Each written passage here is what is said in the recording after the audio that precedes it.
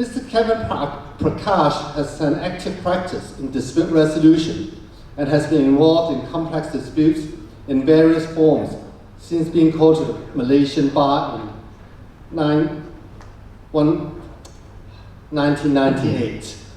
He is regularly engaged as counsel in arbitration as well as in trial and appellate advocacy at High Court and appellate courts in Malaysia. His principal practice is in construction and building contract disputes and has represented a diverse set of clients, including employer, main contractor, and subcontractor. Kevin is a member of the AIAC panel of arbitrators and adjudicators and is regularly appointed as adjudicator and arbitrator both by party appointment and by the appointing authority. The topic that Mr. PRAKASH will share with us today is construction adjudication, the Malaysian experience. The floor is yours. Thank you very much. I just tried to share the slides, and right now I seem to be having some problem. When I tested it earlier on, it worked fine.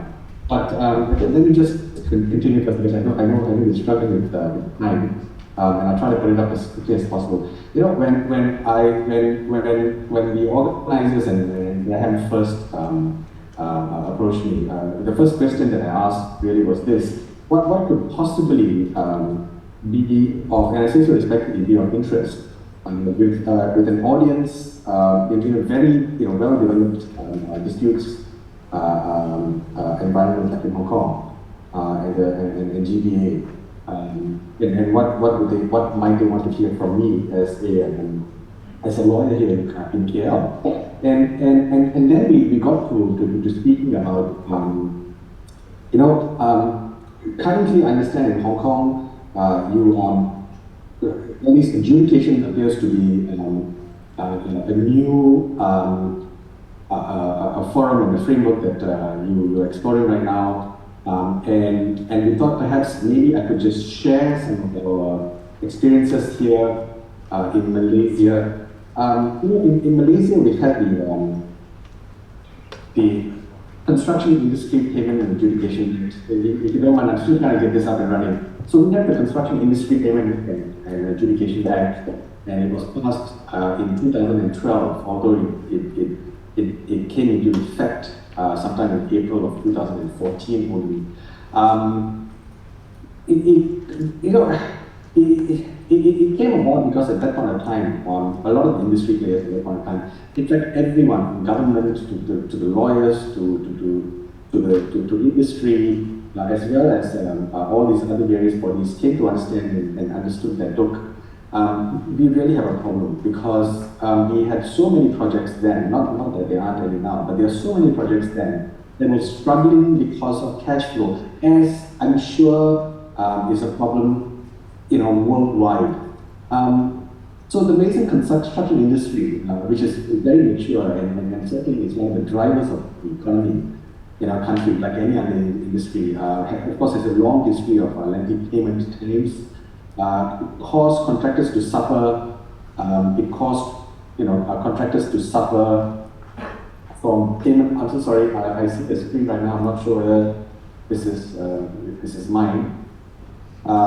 Suffer from payment problems, payment bottleneck, and this is what really drove the parties to come together and say, look, I think we need a quicker and more expedient way of pushing for cash flow and payment, even while projects are moving, and not having to wait for either a termination or completion of the project before we finally receive payment. Generally, the legislation, which is the Construction Industry and Payment Adjudication Act, provides for statutory adjudication, which aims to facilitate cash flow in the industry. Parties are able to at least avail themselves to a quick interim decision with regards to progress payments, with the aim at least to avoid potential short-term cash flow problems during the project delivery. Because there were a lot of projects at the time that were getting stalled simply because of a lack of cash flow. In fact, the Act itself, the purpose, the long title of the Act sets out the purpose of the Act, which is an act to facilitate a regular and timely payment, to promote a mechanism for speedy dispute resolution through adjudication to provide remedies for the recovery of payment in the construction industry. Now, the application of the Act itself, please understand this, and I'm not really sure right now in Hong Kong, but I know in Hong Kong we're pushing for statutory adjudication. But the Act itself does not impede or replace contractual adjudication, which is still alive and well here. There's still a lot of references to the dispute adjudication boards for determination during the delivery of the project. But statutory adjudication here has become an alternative. It's become a quick and, at least in theory, a cost-effective method for a subcontractor to seek payment while the subcontractor is still on site. And I can attest to this. Cost-wise, fee-wise, it's certainly much more cost-effective than taking a matter or a dispute to court or to arbitration, as I'm sure all of you here would know and have experienced.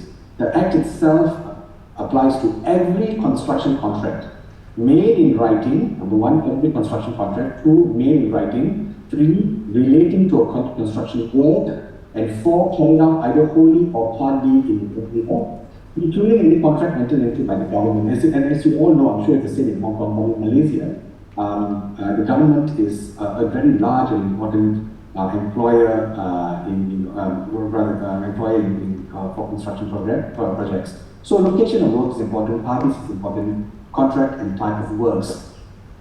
The Act does not apply to this one item, which is to construction contracts entered into by a natural person for a construction work in respect of a building less than 4 stories high and which is wholly intended for his or her occupation, which is quite obvious because otherwise the entire use of the Act will lose purpose, and every single construction act and dispute will end up in adjudication. Thank you very much. So I can see my slide up there.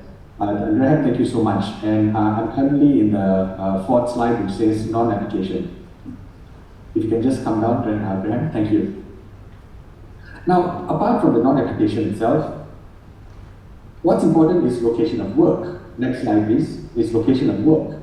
The Act itself applies to construction work having been carried out wholly or partly in Malaysia. Wholly or partly in Malaysia. So as long as some part of the work is carried out in Malaysia, then at least that part of the work, if there's no payment, can then be referred to adjudication under our statutory adjudication regime. So for example, if there's a suspension bridge that is going to be put up in Hong Kong, but you say the support beams themselves are manufactured in Malaysia, even if it is installed in Hong Kong, the work relating to the fabrication of the support beams can be subject to a claim for payment under our CIPA. Next slide, parties. Contracting parties in a construction contract, such as individuals, corporate bodies and statutory bodies are bound by CIPA. The Act also provides under Section 2 of our Act that even the government of Malaysia is bound by CIPA if a construction contract entered into by them against any party. When the Act was first passed, there were some exemptions given to government in terms of the timelines for exchange of submissions under the Act or under the regime. But even then, since that is a given, government now is subject to this Act in its entirety. Okay, so that was certainly one of the very important aspects of this Act because it applies to everybody, including government. Next item, contract. What exactly does the Act apply to? It applies to all construction contracts itself. The Act defines a construction contract on the next slide as construction work contract or a construction consultancy contract.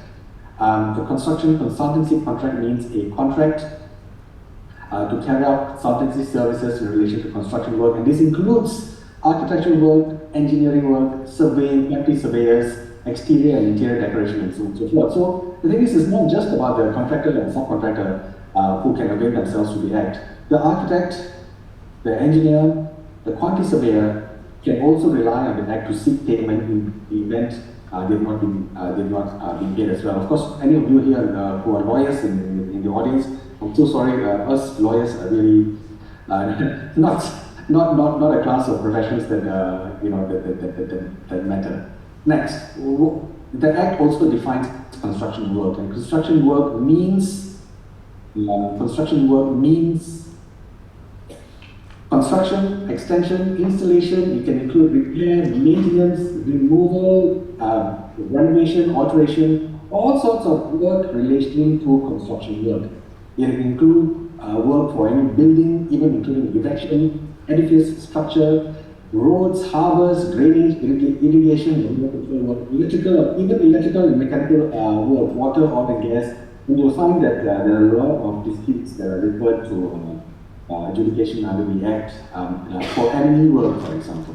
Okay, and it includes any work which forms an integral part of, or even preparatory or even temporary works described under the definition of construction work.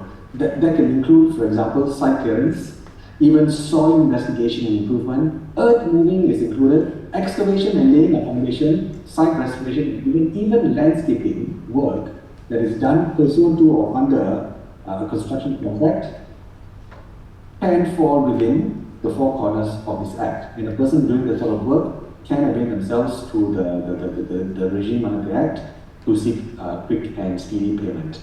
Okay? Now, there are all these various features which I just want to take you just to give you a flavor and understanding of how the Act applies. For example, number one, the Act applies prospectively only, which means that the entire Act ought to be applied post the Act coming into force on the 15th of April of 2014, meaning contracts that were entered into prior to the Act coming into force on the 15th of April of 2014 are not caught by this Act. And this is certainly one of the arguments in the early days, and it went on for quite a number of years, even until 2018 and 2019. Basically, the question as to whether or not contracts that were entered into prior to the Act coming into force, whether or not it can be subject to the Act. And the federal court here, our highest court, which is our federal court, held that no, it cannot apply retrospectively. Next, it is wide enough to include final payment as the payment under final account. It's also work done or services rendered. There were arguments earlier on in the early stages of the Act, after it came into force, that it should only apply to progress payment and not to final payment, or even payment under a final account. The courts have held no, it's not limited only to progress payment, it includes payments even under final account.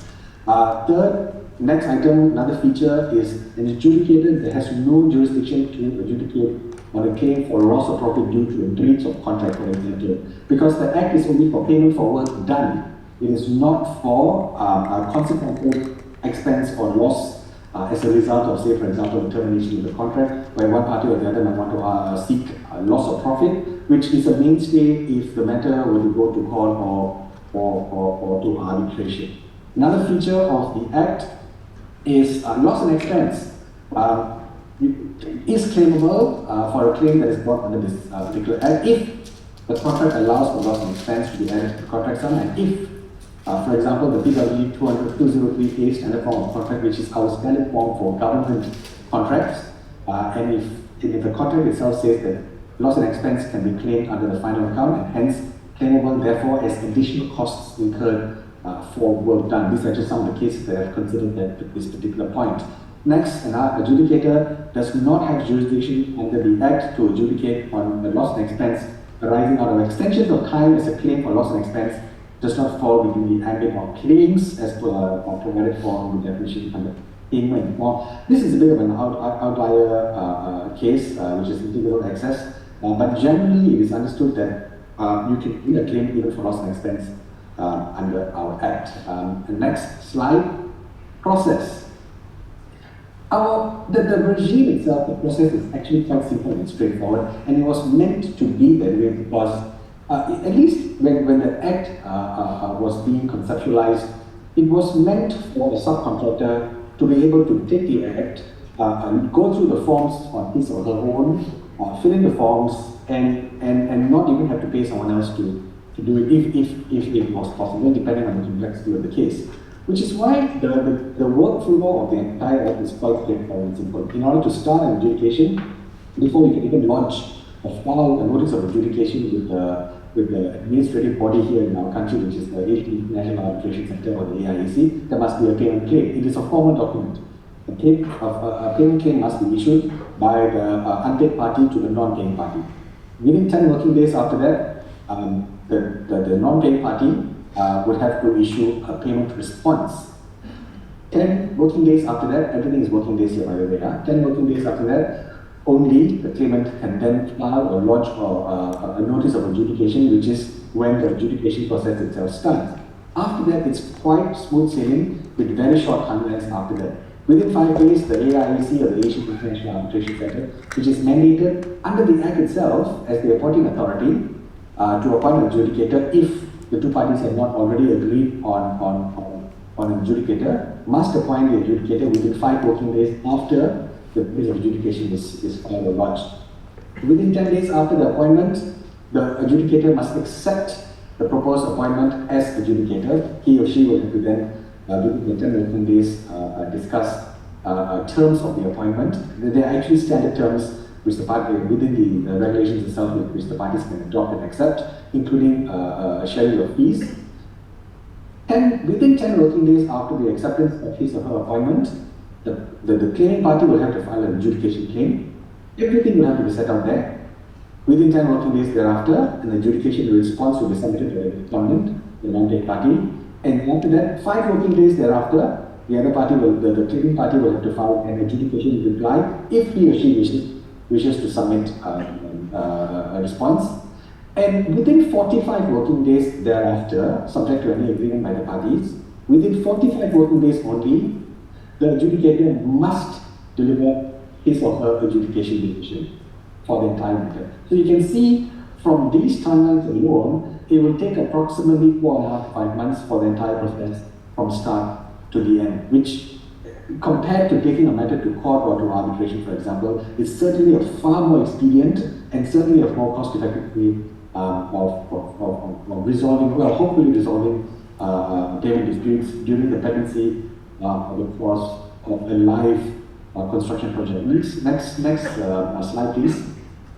Now, as for what a payment claim is, the payment claim itself must be a payment claim in writing fulfilling these conditions. It's not just about issuing a letter of demand, which we all do as lawyers, but it must clearly specify the amount claimed and the due date for payment of the amount claimed. And one reason for why the due date is important is because there have been quite a number of cases where the adjudication decision itself has been set aside, where adjudication was commenced even before the due date for payment under the contract itself. So if you move to adjudication and seek payment under adjudication, even before the party is given the full opportunity under the contract to make payment, then it's quite possible that the adjudication decision itself can be set aside altogether right at the end. Next, details to identify the cause of action, breach of contract, and even then breach of what within the contract, including the provision of the contract itself to which the payment relates, whether or not it's a claim for payment or what have you. See description of the work or the services for which the payment relates. What exactly is it that you're paying for?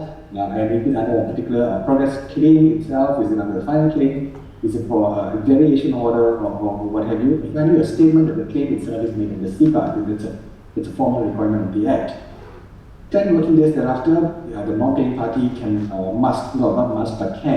initially must, but I'll explain why, can issue a payment response where the non-paying party, where the Act actually says that a non-paying party who disputes the amount in the payment claim, either wholly or partly shall serve a payment response in writing on the unpaid party stating the amount disputed and the reason for the dispute. Next slide, next feature.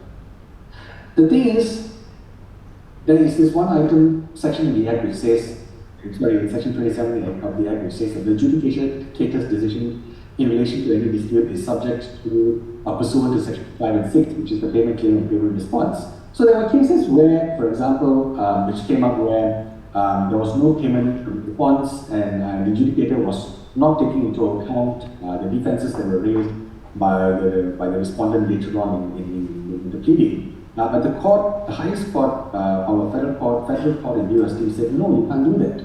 Because notwithstanding section 27, as long as the respondent submits an adjudication response, even at a later time, the adjudicator is still mandated, required, obligated, in fact, to still take into account all defenses that are raised by the adjudicator, even in the adjudication response. So the thinking right now is, look, everybody is going to get a fair opportunity.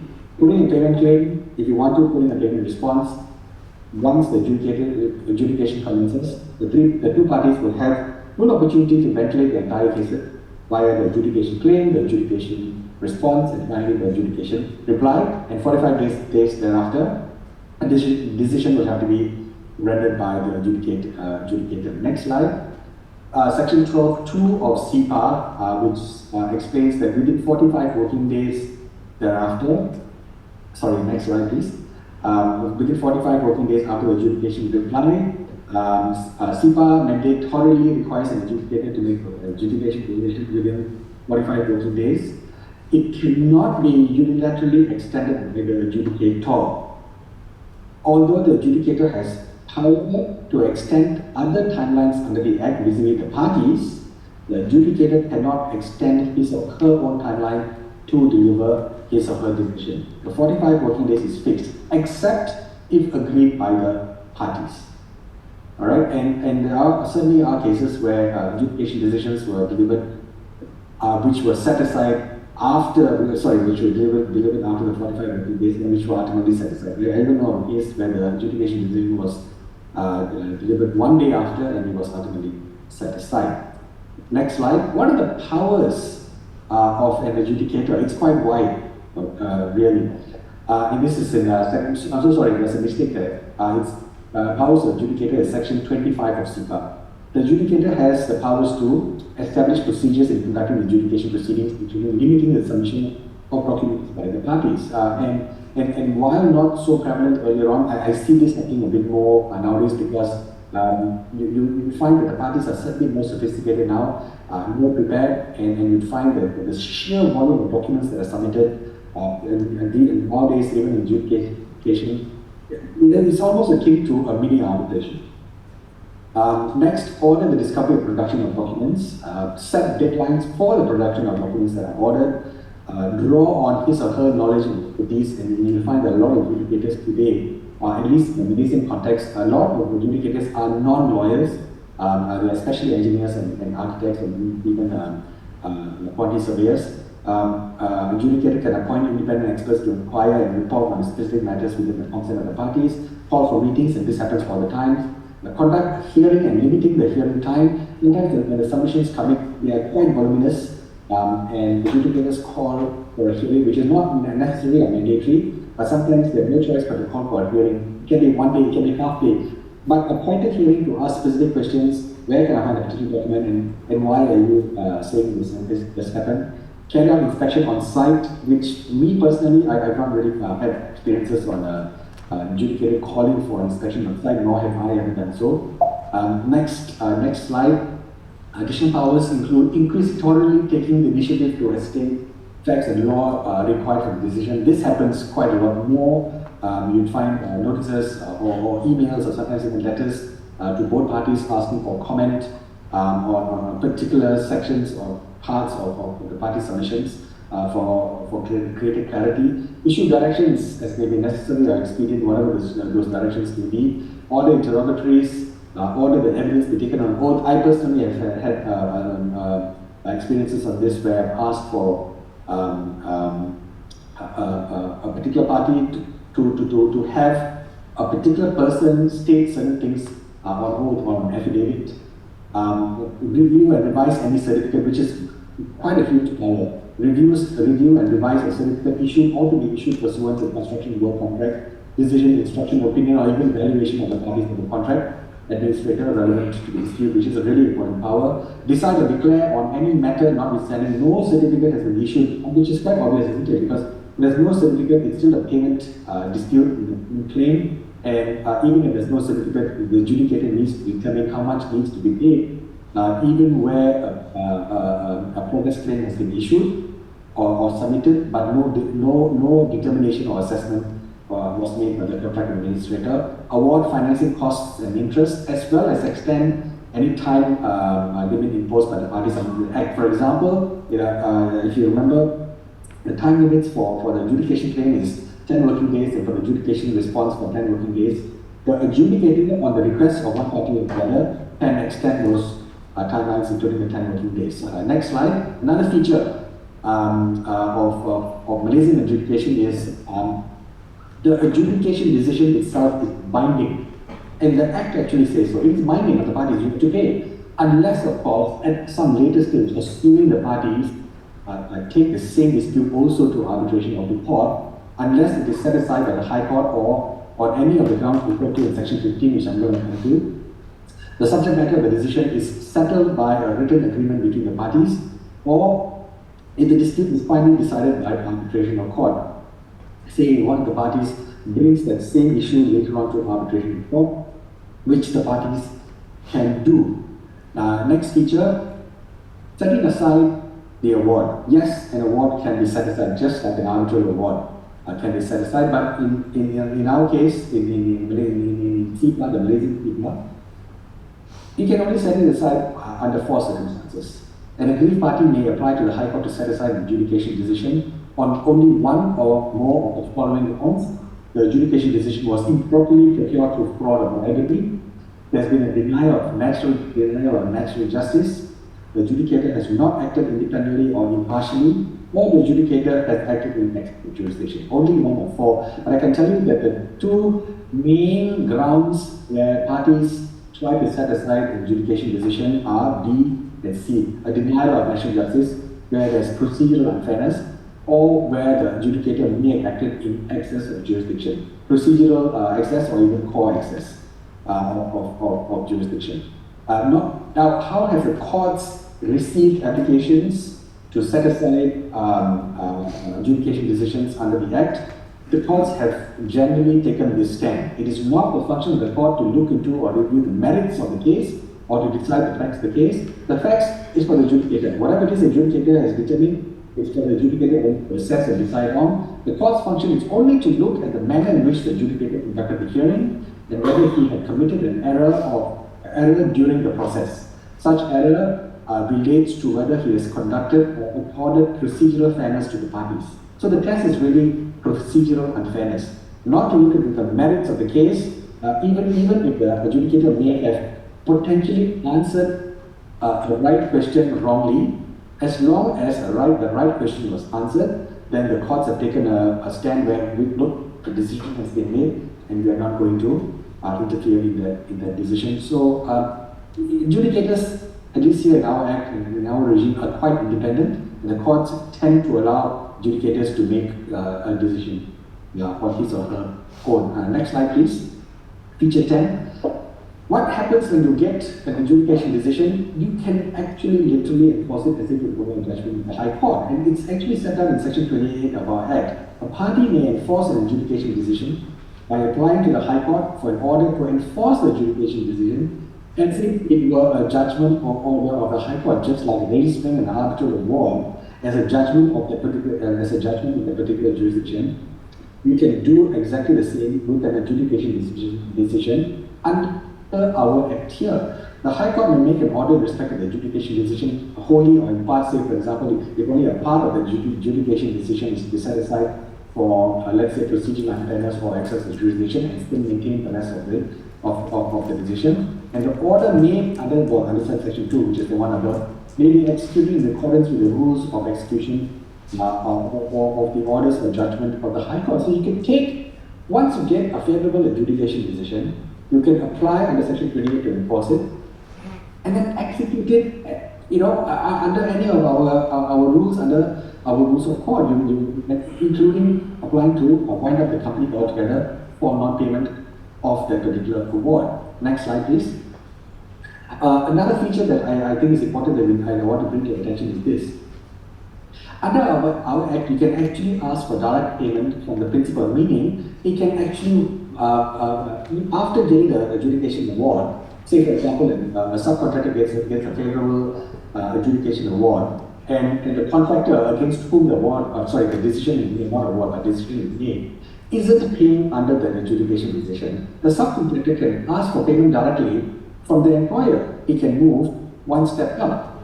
Section 30 of our Act says that if a party against whom an adjudication decision was made fails to make payment of the adjudicated amount, the party who obtained the adjudication decision in his favor may make a written request for payment of the adjudicated amount direct from the principal of the party against whom the adjudication decision is made. So you're not, so the subcontractor, and of course I'm saying subcontractor because I'm just giving an example, the subcontractor has options. So even if the contractor or the main contractor isn't paying, the subcontractor can go directly to the employer, the principal, and say, look, I've not been paid, please pay me the money that is required to be paid by the main contractor under the adjudication decision. But there's some conditions, of course. It's not a free for all.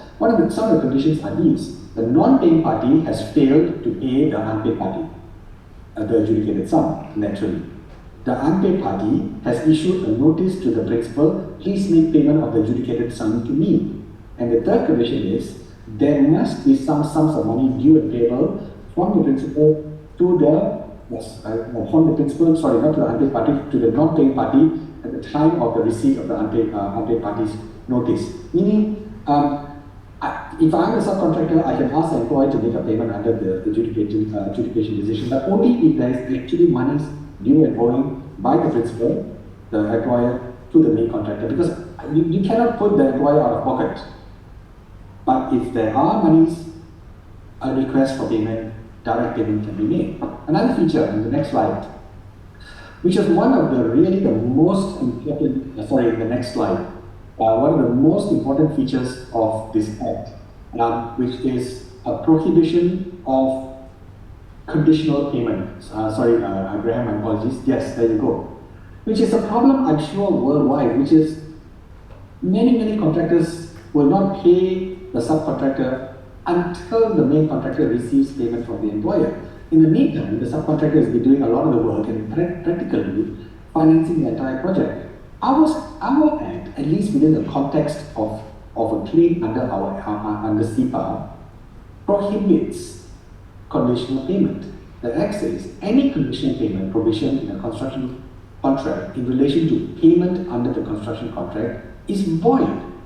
So for the purposes of this section 35, a conditional payment is, for example, where the obligation of one party to make payment is conditioned upon that party receiving payment from, say, for example, a third party, which is the employer.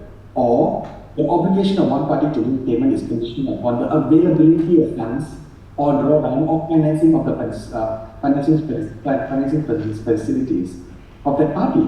So this was one huge weapon that a lot of main contractors here had, which is, thank you very much for taking up the subcontract work. Thank you very much for doing the work. But while you're doing the work, I cannot promise you payment, and I only pay you when I'm paid. Section 35 statutorily prohibits the pay when paid clause, or what we normally call the pay when paid clause.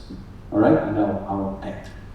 It's 5:16. I know I've taken up much of the time, but this brings me right to the end of my slides. What I really wanted to bring to everyone's attention here is to give you a flavor and at least an outline understanding of, number one, that we have an act, statutory adjudication, which non-paying parties, or rather the unpaid parties can avail themselves to in the event of non-payment. Two, our act is meant to solve the problem of cash flow and non-payment during the pendency of a construction project. Three, the act itself, as I've taken you through the act, is quite straightforward. It's clear. It's simple to not just understand, but simple to use.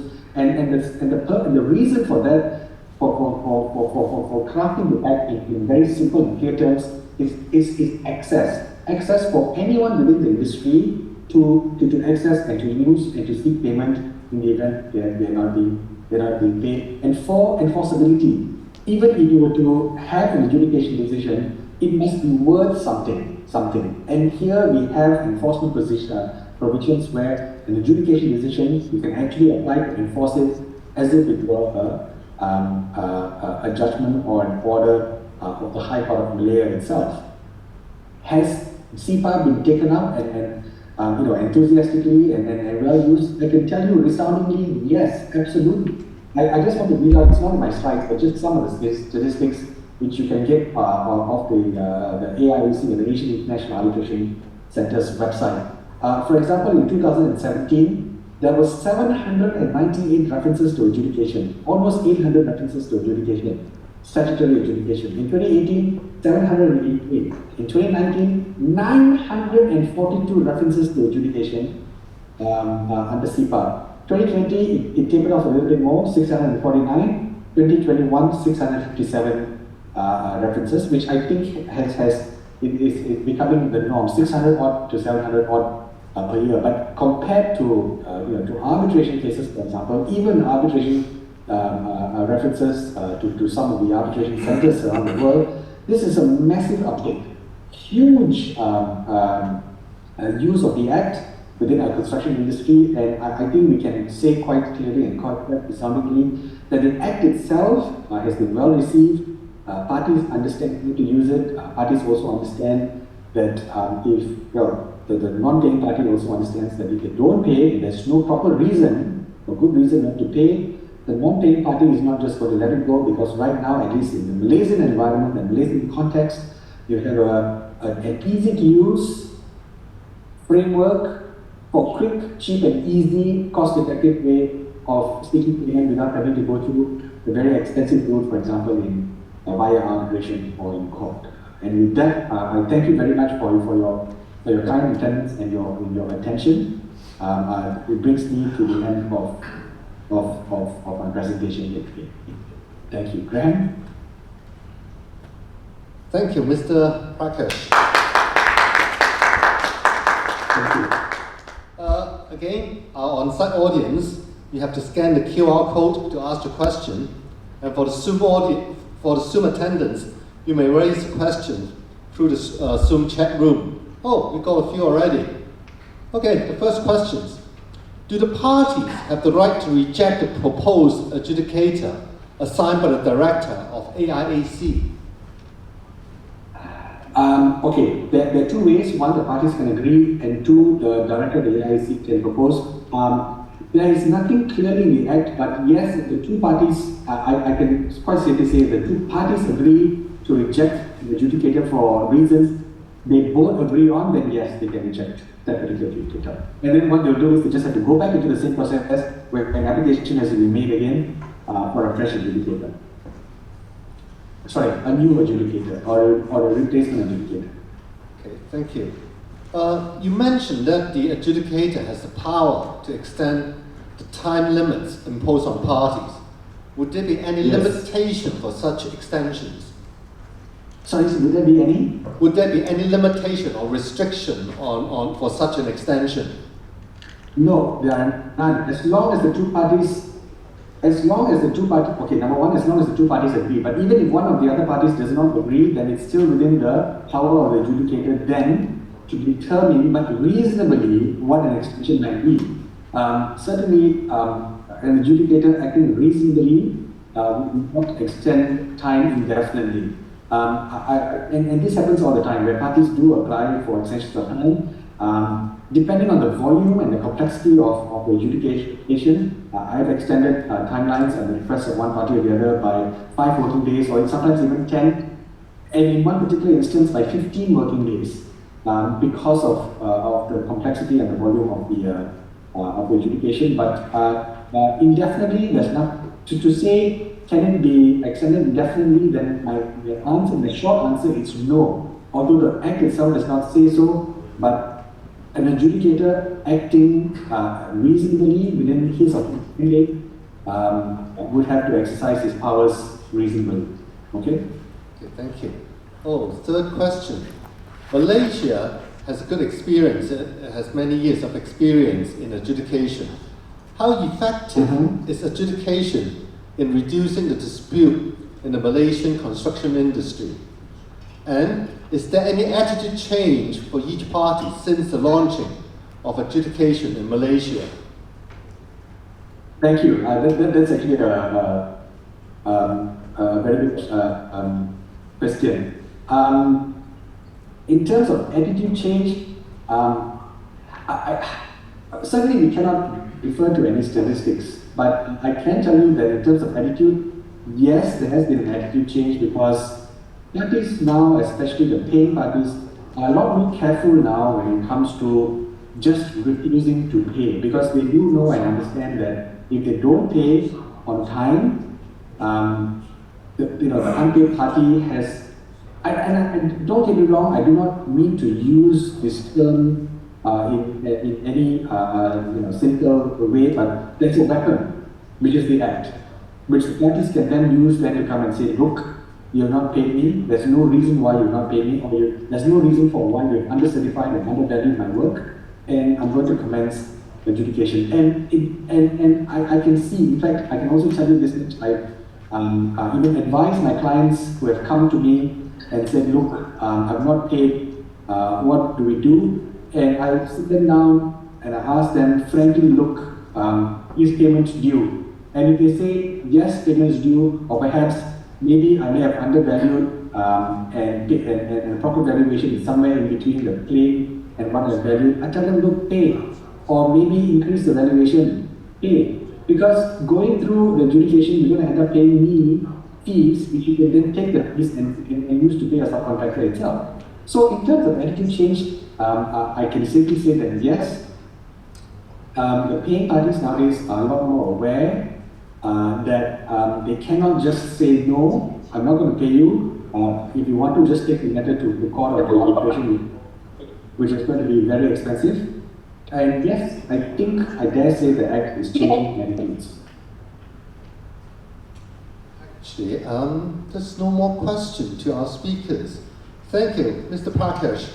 Again, let's show our appreciation to our speakers.